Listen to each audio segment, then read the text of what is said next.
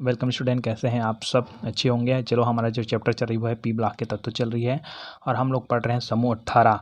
और समूह 18 के अंतर्गत हम लोग पढ़ने वाले हैं उत्कृष्ट गैस के यौगिक। तो आपका परीक्षा में क्वेश्चन ऐसा आएगा कि उत्कृष्ट गैस के 4 यौगिक का नाम लिखिए, है ना। या तो लिखेंगे डायरेक्टली जिनान के 4 यौगिक के नाम लिखिए, है ना, और उसके संरचना सूत्र बताइए, है ना। तो इस तरह से एक चीज़ क्लियर कर देता हूँ मैं कि उत्कृष्ट गैस, सर्वप्रथम हम लोग पढ़ते थे कि उसके उत्कृष्ट गैस है ना, वो कभी क्या नहीं बनाता है, यौगिक नहीं बनाता है। लेकिन एक वैज्ञानिक था नील बॉर्टनेट ने ये खोज किया और सामने प्रस्तुत किया कि उत्कृष्ट गैस भी क्या बनाते हैं, यौगिक। उसमें जिनान सबसे मेन है ना। तो जिनान क्या है? परमाणु क्रमांक 54 आपको पता है। और ये क्या है? अब्बो नियम के आधार पर मैंने इलेक्ट्रॉनिक विन्यास निकाली है, ठीक है। तो यहाँ पर इसका अंतिम प्रण कहाँ जाकर रुकता है? 5p6 में, मतलब पी ऑर्बिटल के तत्व है जी ये तो, है ना। तो ये पी में जाकर रुकेगा 6। लेकिन एक चीज़ आपको क्लियर करना पड़ेगा कि बाह्यतम कोष में कितने इलेक्ट्रॉन हैं, ठीक है। तो बाह्यतम कोष में 5s में 2 इलेक्ट्रॉन और 5 में 6 तो कितना हो गया? 8 इलेक्ट्रॉन। मतलब इसका अष्टक पूर्ण है। और आप जानते हो कि अष्टक पूर्ण होता है मतलब कोई यौगिक नहीं बनता। लेकिन यहाँ पर ये उत्तेजित अवस्था में जब आती है तो ये यौगिक बना सकती है, ठीक है। तो उत्तेजित ये मूल अवस्था हो गया, मान जाए तो 5s यहाँ का लिख दिया हमें, 5s² को और 5p6 को, ठीक है, 5p6। इसके पहले में 2 डब्बा, एस ऑर्बिटल में 2 डब्बा, पी ऑर्बिटल में 3 डब्बा, डी ऑर्बिटल में 4 डब्बा, सॉरी 5 डब्बा, ये तो आप पता है ना, ठीक है। तो इलेक्ट्रॉन कैसे बांटेंगे? 2 इलेक्ट्रॉन यहाँ और इसमें 6 इलेक्ट्रॉन क्या, तो 2 2 4 2 3 6 इलेक्ट्रॉन यहाँ तक क्लियर हो गया, ठीक है। अब इसका डी ऑर्बिटल क्या है? खाली है अपने पास, है ना। डी ऑर्बिटल खाली है। तो इस सिचुएशन में आप क्या करेंगे? मूल अवस्था, ये मैं प्रथम उत्तेजित अवस्था बस को बता रहा हूँ, ठीक है। आगे बढ़ते जाएंगे। फिर प्रथम उत्तेजित अवस्था में क्या होगा कि इसके 2 इलेक्ट्रॉन हैं, ठीक है, इसके में 2 इलेक्ट्रॉन, तो इनमें से 1 इलेक्ट्रॉन है वो डी ऑर्बिटल चला जाएगा। ये प्रथम उत्तेजित अवस्था है। तो यहाँ पर डी ब्लॉक में 1 इलेक्ट्रॉन, 1 ब्लॉक, मतलब हमारे पास 1 और ये 2 हमारे पास अयुग्मित इलेक्ट्रॉन मिल गए, ठीक है। मतलब ये किसी अन्य के साथ क्या कर सकता है?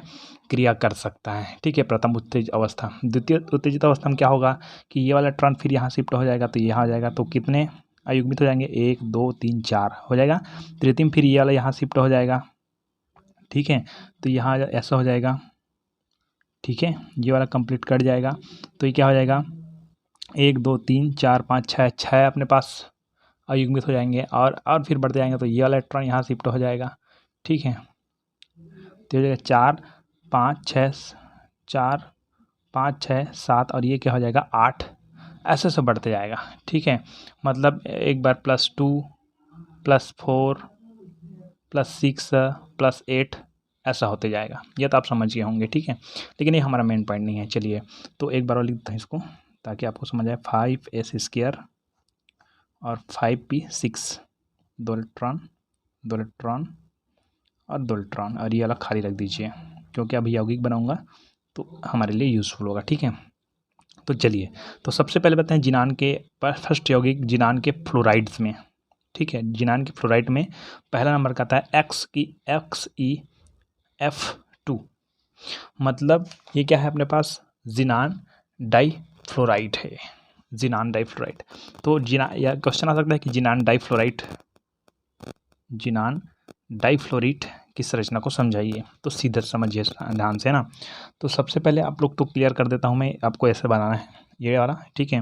तो जिनान 54 हो गया, ठीक है, और ये वाला हो गया, ठीक है। और आपको क्या करना है? उत्तेजित अवस्था, यहाँ पर लिखना है उत्तेजित अवस्था, उत्तेजित अवस्था। अब उत्तेजित अवस्था में क्या होता है देखिए ध्यान से, है ना। तो इसका जो इलेक्ट्रॉन है, इसका जो 1 इलेक्ट्रॉन है, ये वाला इलेक्ट्रॉन ये यहाँ शिफ्ट हो जाता है, ठीक है, यहाँ शिफ्ट हो जाता है डी ब्लॉक में। तो अब देखिए जिनान, तो मैं यहाँ पर लिख देता हूँ मैं जिनान, ओके।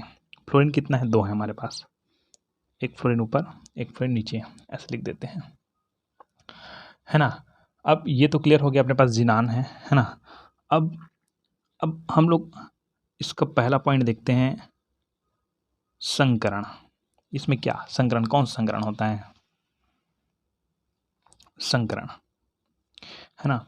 तो संकरण के आधार पर हम लोग क्लियर करते जाते हैं, ध्यान समझना, ठीक है। कि इस वाले जो मेन हेड अपने पास ये एलिमेंट है या जिनान है, इसका कौन सा संकरण होता है इसमें, और कितने बॉन्ड इलेक्ट्रॉन है, कितना लोन पेयर है, ये सब आपको क्लियर करते जानते जाएंगे, ठीक है। तो देखिए ध्यान से, एक S अच्छा, बाह्यतम कोश में कितने इलेक्ट्रॉन हैं? जिनान के 8 हैं, यह तो आपको पता ही होगा, ठीक है।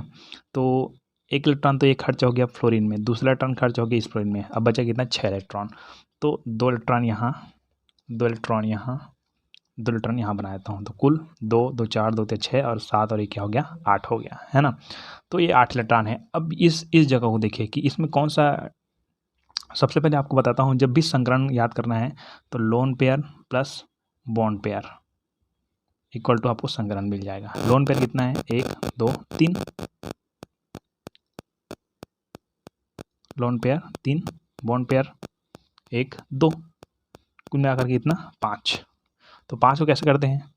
1 S 3 P, 1 S 3 P और 1 D, हो गया 5।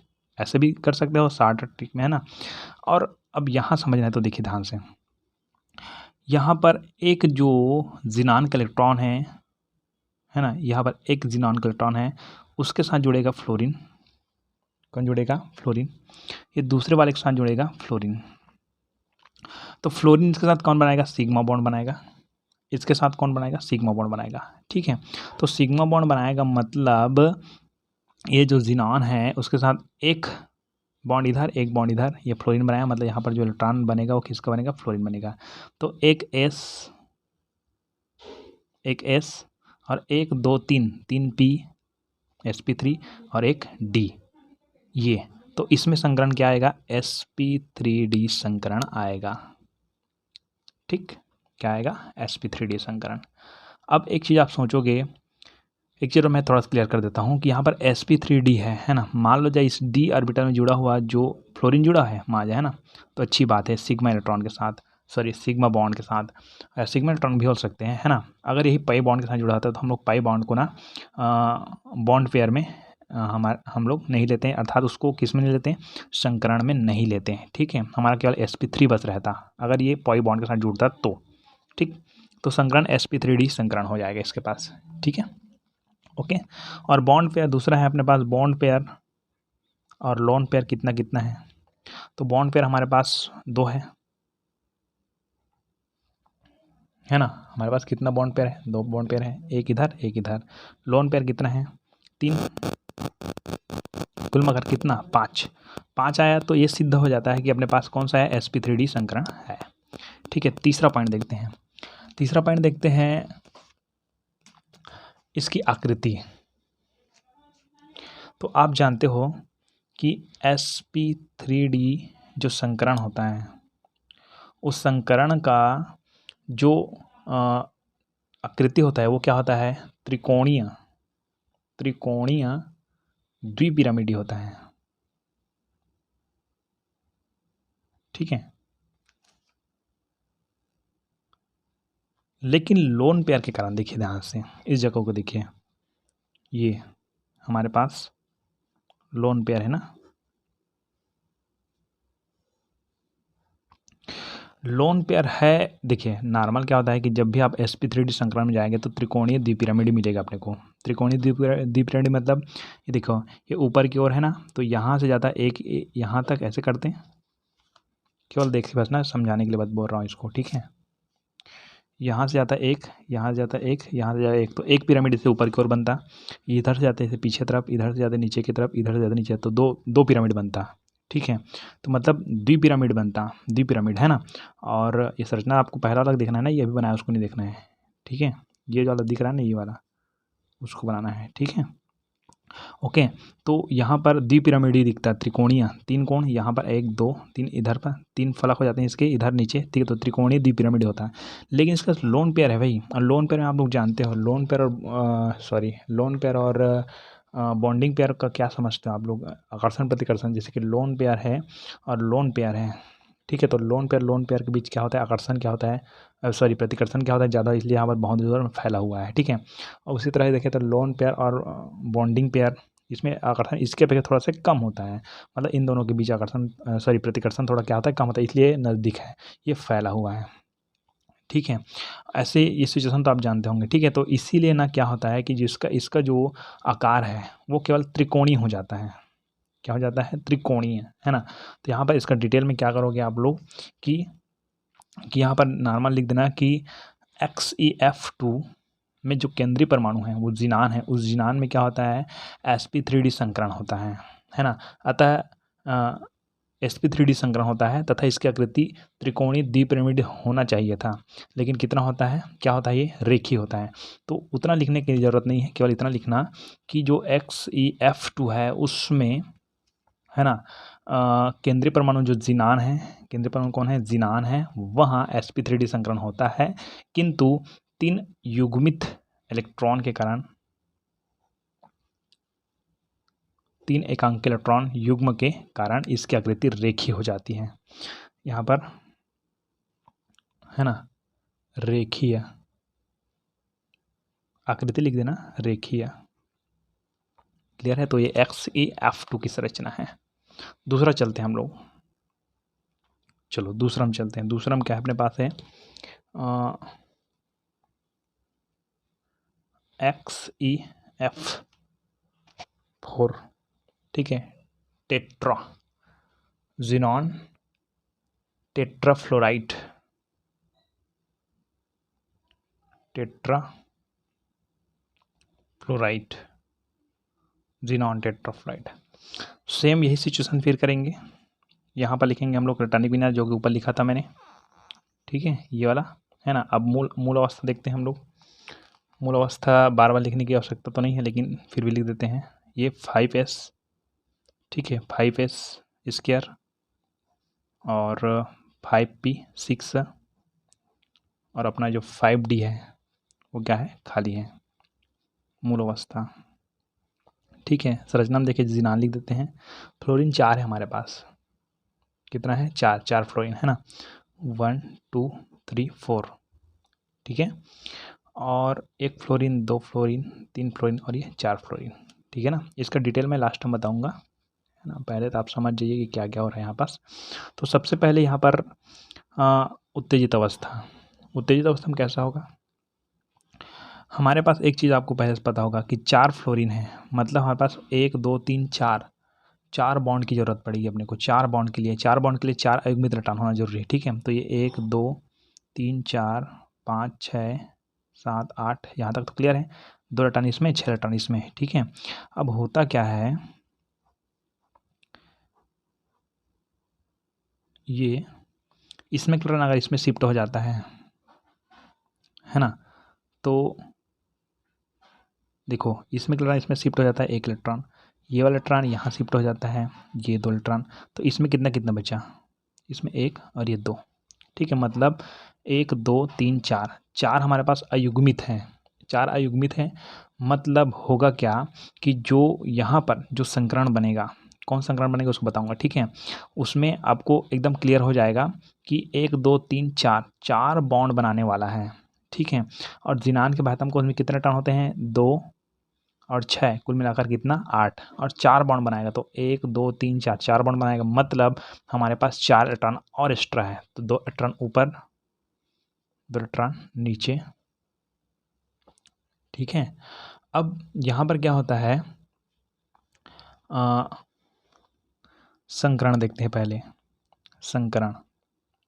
संकरण की बात करें तो एक एफ यहाँ लगेगा, एक एफ यहाँ, एक एफ यहाँ, एक एफ यहाँ, ठीक है। तो अच्छा ये वाला तो डबल है ही ना, तो एक एस और 1 2 3 पी, और देखो इसमें sigma bond sigma bond sigma bond और सिग्मा बॉन्ड, मतलब सभी यूज़ हो रहा है, सभी यूज़ हो रहा है। मतलब इसमें जो 2 डी ऑर्बिटल यूज़ कर रहा है, मतलब D2, ठीक है। अगर मेमोरी रहना यहाँ पर पाई इलेक्ट्रॉन होता तो हम लोग यूज़ नहीं करते इसको, ठीक है। संकरण में पाई इलेक्ट्रॉन यूज़ नहीं किया जाता है ना। तो sp3d2 संकरण है इसका, क्लियर है ना। और दूसरी बात करते हैं हम लोग लोन पेयर, सॉरी पहले बॉन्ड पेयर करते हैं, बॉन्ड पेयर और क्या है, लोन पेयर। तो बॉन्ड कितना बनाया है इसने, देखिए हमारे पास 1 2 3 4 बॉन्ड पेयर हैं, लोन पेयर कितना, 1 और ये 2, ठीक है। अब इसका डिटेल करते हैं, देखिए ध्यान से, इसकी संरचना क्लियर हो गया। इसका डिटेल क्या करना है, डिटेल ऐसा करना है कि जो XeF4 है, 4 में केंद्रीय परमाणु ज़ीनान sp3d2 संकरण अवस्था यह संकरण में होता है ना। यह अष्टफल की होता है, उसको लिखने की जरूरत नहीं, यहाँ अष्टफल की होता है। आप जानते हो sp3d2 संकरण उसमें वो अष्टफल की होता है, 8 फलक वाले होते हैं। क्यों 8 फलक होते हैं देखिए ध्यान से, एक ऊपर एक नीचे, लेफ्ट राइट। यहाँ देखेंगे तो ए यहाँ जाएगा, ये यहाँ जाएगा और ये यहाँ जाएगा। तो ऊपर में 4 फलक और ये यहाँ जाएगा, ये यहाँ जाएगा, ये वाला यहाँ जाएगा, ये वाला यहाँ जाएगा। डबल डबल करके देखिएगा तब समझ आएगा आपको, ठीक है। तो ये अष्टफल की होता है। लेकिन भाई हमारे पास तो ये सभी तरफ ना, ये सभी तरफ हमारे पास कोई तत्व नहीं है, क्योंकि 2 जगह तो हमारे पास एकांकी इलेक्ट्रॉन युग्म है। तो इस सिचुएशन में क्या होता है, यहाँ पर क्या लिखना है कि XeF4 का केंद्रीय परमाणु ज़ीनान sp3d2 संकरण में होता है ना, तथा 2 एकांकी इलेक्ट्रॉन युग्म के कारण, 2 एकांकी इलेक्ट्रॉन युग्म के कारण इसकी आकृति वर्ग समतलीय होता है, दिख रहा है आपको, है ना, ठीक है। वर्ग, और ये इलेक्ट्रॉन को यहाँ लिख दो तो भी चलेगा, लेकिन थोड़ा ऐसे ऊपर लिख देना तभी अच्छी बात है, ठीक है। ओके, तो ये हो गया, इसका आकृति याद रखेगा।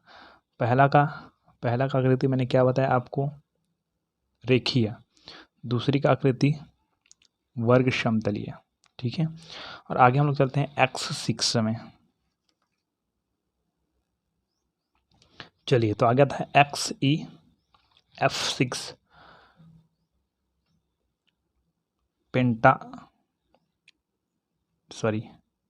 हेक्सा। तो हमारे पास फिर वही सिचुएशन, ज़ीनान उसके बाद बाह्यतम कोश में देखें तो कितने इलेक्ट्रॉन, 8 इलेक्ट्रॉन। तो यहाँ पर मैं ज़ीनान लिख देता हूँ, बाह्यतम कोश में कितने इलेक्ट्रॉन है, 8 इलेक्ट्रॉन। तो इस सिचुएशन देखिए F6 है, मतलब 6 फ्लोरीन है। 6 फ्लोरीन मतलब अपने को 6 अयुग्मित इलेक्ट्रॉन चाहिए। अपने को कितने अयुग्मित इलेक्ट्रॉन चाहिए, 6। तो उत्तेजित अवस्था में देखिए, यहाँ का इलेक्ट्रॉन यहाँ शिफ्ट हो जाएगा, 1 इलेक्ट्रॉन, ठीक है। यहाँ का इलेक्ट्रॉन यहाँ शिफ्ट हो जाएगा, क्लियर है। और यहाँ का इलेक्ट्रॉन यहाँ शिफ्ट हो जाएगा। अब 5s को रहने दो ऐसे। 5p देखो, 5p क्या होता है, 1 इलेक्ट्रॉन 1 इलेक्ट्रॉन 1 इलेक्ट्रॉन, ठीक है। और 3 इलेक्ट्रॉन यहाँ शिफ्ट हो गया, किसमें, 1 2 ये 3, और इसका 2 ऑर्बिटल क्या हो गया, खाली। तो ये 3 इलेक्ट्रॉन यहाँ शिफ्ट हो, यहाँ से, है ना। तो इस सिचुएशन में देखो कि 1 फ्लोरीन यहाँ इसके साथ जुड़ेगा, दूसरा फ्लोरीन जुड़ेगा, तीसरा जुड़ेगा, चौथा जुड़ेगा, 5वां जुड़ेगा और 6वां जुड़ेगा, और सभी जने के पास सिग्मा बॉन्ड है ना, याद रखिएगा। जब सेकंड डबल बॉन्ड बनता है तब पाई बॉन्ड बनता है, ठीक है। तभी तो सब में सिग्मा बॉन्ड बन रहा है। अब सिग्मा बॉन्ड बन रहा है तो इस सिचुएशन में क्या होगा कि अपने को डी ऑर्बिटल को गिनना पड़ेगा, मतलब 1 s और 3 p और 3 d, ये इसकी संरचना है, ठीक है। ये अपने पास उत्तेजित अवस्था को आप लोग समझिएगा ध्यान से। ये कितने नंबर का उत्तेजित अवस्था है, द्वितीय उत्तेजित अवस्था है कि तृतीय उत्तेजित अवस्था है, ये आप लोग जानते हो, ठीक है। नहीं जानते तो आप बताइए कि कौन सा उत्तेजित अवस्था है, तृतीय है कि द्वितीय क्या है ना। तो सबको मैंने बताया था शुरू में, है ना। अब यहाँ पर देखिए संरचना के बारे में बात करते हैं। तो Xe है ना, बाह्यतम कोश में कितना इलेक्ट्रॉन, 8 इलेक्ट्रॉन, है ना। तो कितने फ्लोरीन जोड़ना है, 6 फ्लोरीन जोड़ना है अपने को, ठीक है। तो 6 फ्लोरीन के बारे में बात करता हूँ मैं थोड़ा से।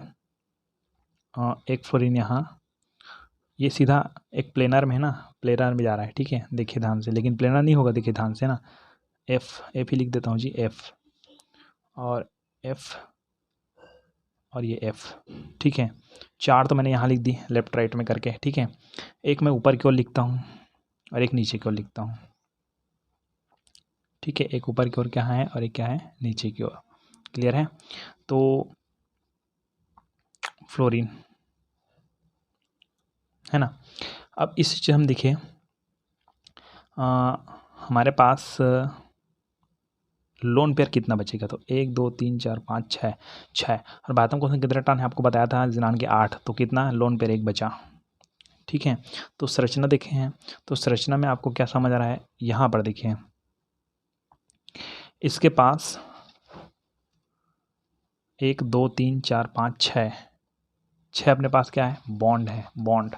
ठीक है, तो लोन पेयर और बॉन्ड पेयर, तो बॉन्ड पेयर कितना है अपने पास 6, लोन पेयर कितना है 1 है अपने पास। ठीक है, अब इसकी डिटेल देखते हैं।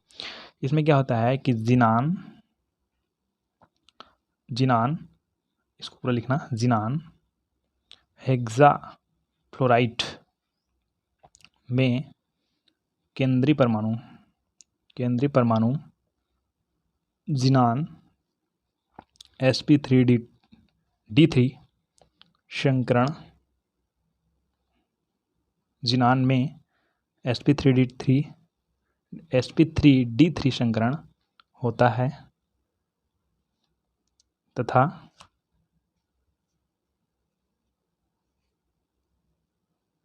sp3d3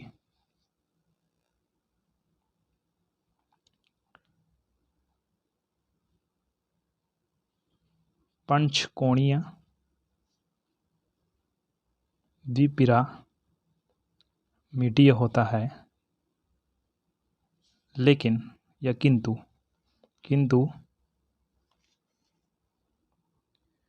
निरक्षीय स्थिति में क्या होने पर एक इलेक्ट्रॉन युग्म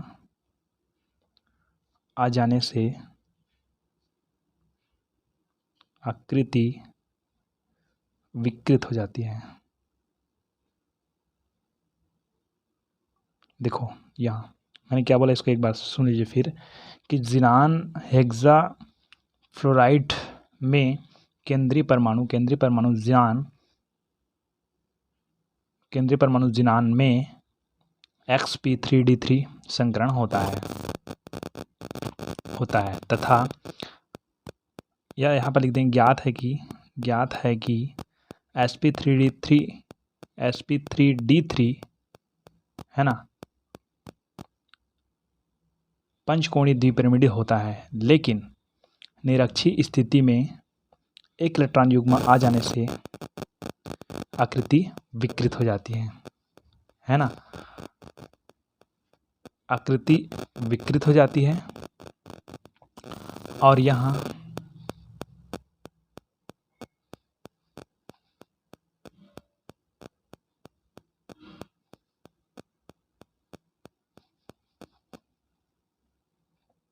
विकृत अष्टफलकीय हो जाता है। विशिष्ट अष्टफलकीय, कैसे विशिष्ट अष्टफलकीय, जिनान 1 2 3 4, ये लोन पेयर को छोड़ो, एक ऊपर एक नीचे, यहाँ से करेंगे, यहाँ से ये दूसरा, ये तीसरा, ये चौथा, तो एक मंदिर टाइप से बन रहा है ना ऐसे। तो कितने फलक हो गए, इन दोनों के बीच उस तरफ एक फलक, इन दोनों के बीच एक फलक, इन दोनों के बीच एक फलक, इन दोनों के बीच एक फलक, तो कितने फलक हो गया, 4 फलक हो गया। ठीक है, और यार अभी जुड़ा हुआ है साथ में, है ना, अगर नहीं जुड़ा था तो एकदम स्पष्ट वाला होता है ना।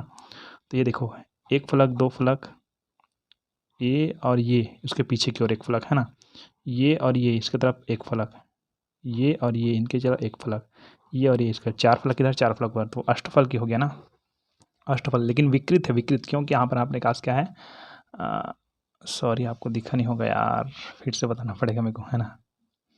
ये जिनान है, जिनान में एक फ्लोरीन यहाँ, एक फ्लोरीन यहाँ, एक फ्लोरीन यहाँ, एक फ्लोरीन यहाँ, और ये लोन पेयर। ठीक है, समझ आ रहा है। और एक फ्लोरीन यहाँ ऊपर में, एक फ्लोरीन नीचे में, ऐसा था, है ना। तो इसको इसका जो इसको इसके साथ मिलाएंगे, ये वाला इसके साथ मिलाएंगे, ये वाला इसके साथ मिलाएंगे, और ये वाला इसके साथ मिलाएंगे, तो हमको इस तरह संरचने प्राप्त हो रहे हैं। तो देखो, इसके और इसके बीच, इसके और इसके बीच एक फलक, इसके और इसके बीच दूसरा फलक, इसके और इसके बीच तीसरा फलक, और ये वाला और ये वाला, ये अंतिम वाला, ये आखिर के उस तरफ जाएंगे, पीछे की ओर जाएंगे तो उस तरफ भी एक फलक प्राप्त होगा अपने को। तो 4 फलक हो गया। उसी तरह नीचे देखेंगे तो ये वाला इसमें जाएगा, ये वाला इसमें, ये वाला इसमें और ये वाला इसमें। तो फिर नीचे की ओर क्या प्राप्त हो, देखो ऐसे प्राप्त होगा। तो फिर इन दोनों के बीच एक फलक, इन दोनों के बीच दूसरा फलक, इन दोनों के बीच तीसरा फलक, और ये वाला के पीछे की ओर एक फलक और हो गया, 4 फलक। तो ये अष्टफल की हो गया ना। लेकिन क्या होता है कि इसी बीच यहाँ पर लोन पेयर और होता है, इसी कारण क्या होता है, विकृत अष्टफल की होता है। क्लियर है। तो ये हो गया आपका ज़ीनान के फ्लोराइट की संरचना और इनके स्थिति, है ना। डिटेल्स भी कर लीजिएगा, ठीक है। और नेक्स्ट वीडियो हम लोग पढ़ने वाले हैं ज़ीनान के ऑक्सीफ्लोराइड, है ना, या ज़ीनान के ऑक्साइड और ऑक्सीफ्लोराइड दोनों को एक साथ पढ़ेंगे।